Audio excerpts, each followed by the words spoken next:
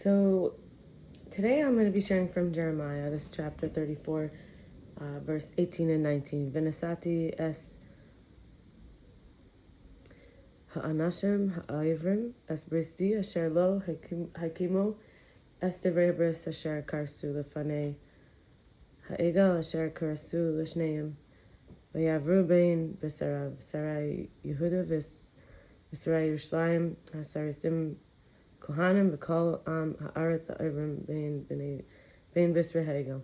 And I'll give the men that have transgressed my covenant, who have not performed the words of the covenant which they've made before me, when they cut the calf in two and passed between its sections, the princes of Yehuda, the princes of Yerushalayim, the eunuchs, the priests, and all the land who passed between the sections of the calf.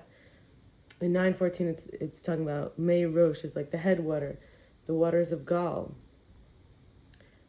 It's like bitter water is the water of the head, the first waters. I remember when I got my blood drawn, they put the first bloods to be tested, and then the rest of the blood was to be donated. 43:13, he shall break up the pillars of Beit Shemesh that are in the land of Mitzrayim, and he shall burn with fire the houses of the gods of Mitzrayim. Egypt is Mitzrayim. 44:17, we will not hearken to thee, but we will certainly do everything that we uttered with our mouth, to burn incense to the Queen of Heaven, and to pour out drink offerings to her.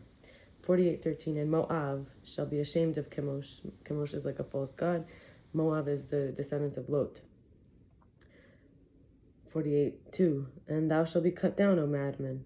49:1, concerning the children of Ammon, the other lineage of Lot, thus says the Lord, has Yisrael no sons? Has he no ire? Why does Malcolm inherit God and his people dwell in his cities? Malcolm is also like a false god. 48:45, in the shadow of Cheshbon, the fugitive stood without strength, for a fire has gone out of Cheshbon, and a flame from the midst of Sichon and has devoured the corner of Moab and the crown of the head of the roaring people. 49:7-11, concerning Edom, thus says the Lord of hosts, is wisdom no more in Teman? Has counsel perished from the prudent? Has their wisdom vanished? Flee, turn back, dwell in the deeps, O inhabitants of Dedan, for I'll bring the calamity of Esav upon him at the time when I punish him. If grape gatherers came to thee, would they not leave some gleanings? If thieves by night, they will destroy only till they have enough. But I have stripped Esav bare.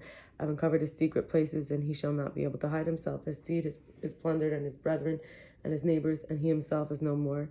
Leave thy fatherless children, I'll preserve them alive, and let thy widows trust in me. 49:18, 19, 20.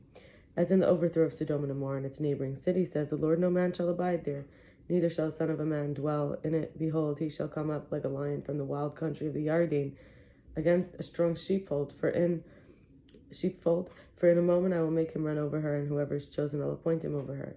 For who's like me, and who is that shepherd that will stand before me? Therefore, hear the counsel of the Lord, that he has taken against Edom, and his purposes that he has purposed against the inhabitants of Teman. Teman is like Yemen, apparently. Surely the least of the flock shall drag them away. Surely their fold will be appalled at them. 49:27, and I'll kindle a fire in the wall of Damascus, and it shall consume the places of Ben-Hadad. Another false god. 51:41.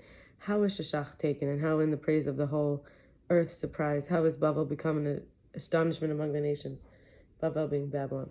And 35:6. But they said that we will drink no wine, for Yonadav, the son of Rechav, our father, commanded us, saying, you shall drink no wine, neither you nor your sons forever. There's a lineage that didn't drink alcohol. And I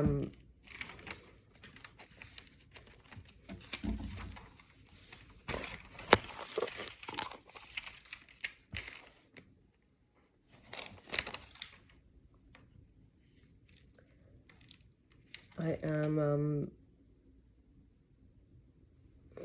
going to just share one little cute thing before I have to go. This is going to be a short video. So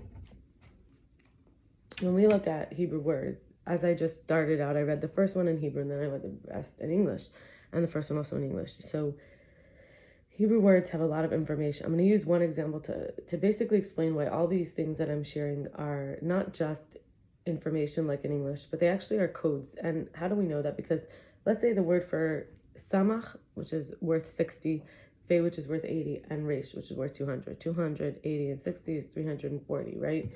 So that's 200, 60, and 80. So we have 320, right? 360 plus 80 is 40 and 40. No, 340. 340. So I'm going to use English, Hebrew. I'm going to share how these words in Hebrew, the way it works is there's a vocal language also adding vowels are through the sound. So we have the word sefer, which means a book. We have sofer, which means someone who writes. We have sphira, which means the attributes like the spheres, the filtrations, the buffers. And then the word sphere sounds very similar, circle. We have the word sapphire, saper, and related to that, think of the store Sephora. Related to that, we have similar sounding word. We have sipor, which is story. And then we have sapir, which means count. And then sapphire also is like sfar or something like that. And even in English, we have super. With these same letters, it would be like saying super, spear, spar, spire, spore, supra, spray, suffer. Because the pay and the fey in Hebrew is, fey and pay just have a dot difference. And spur. So just this idea that each word from Hebrew, each letter has a lot of layers. And the words themselves have crowns on certain letters. Some of them have two in the written Torah.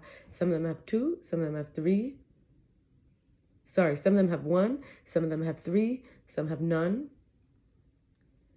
I think there's 9 that have none. There may be 7 that have 3. Can't remember how many have 1. I do have the book near me. I can tell you right now.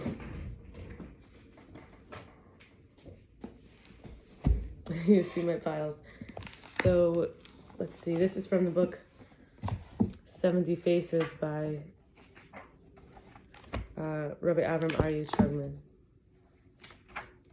So there's dots on the letters. There's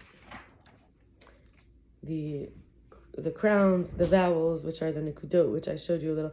And there's actually a musical cancellation. So there are 6 letters with 1 crown, 7 letters with 3 crowns, and 9 letters with no crowns. There's 22 letters. There's actually 5 additional letters, which are letters that are written in a different form that are called final letters or long letters. They're at the ends of words, and usually, except in a special situation, they're always, when that letter appears at the end of the word, we use the long version or the final version, which it says one of the prophets brought it back from Moses and the lineages. I wish you a beautiful day. I will not be recording a video tomorrow, which is Friday, because it's going to be Shabbos, and I have cleaning, cooking to get done today, tomorrow, studying and other obligations. And so this video is being done today, Thursday, for Friday. I wish you a beautiful Shabbos and forgiveness, innocence, loyalty, devotion, dedication. All right, bye.